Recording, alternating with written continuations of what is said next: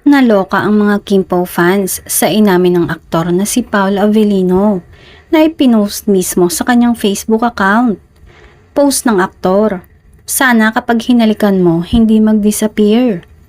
Sa interview kasi, sinabi ni Paolo, para sa kanya ay mas masarap halikan yung taong minamahal mo at dapat umano ay sigurado ka sa tao bago mo halikan. Walang nakalagay na galing sa admin kaya naman say ng isang netizen.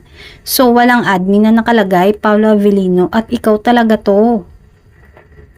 Halata naman na kahit pelikula lang ang palabas, iba talaga ang halik mo kay Kimi. Patibay ng patibay. Maaalalang ibinahagi na noon ng aktor na naniniwala siya sa isang relasyon at higit pa sa pagmamahal sa isang tao.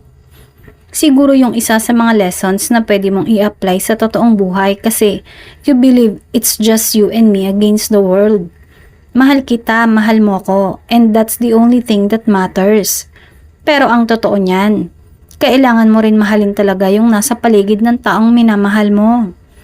Say tuloy ng netizen, kaya siguro ganun si Paolo sa mga taong nakapaligid ngayon kay Kim.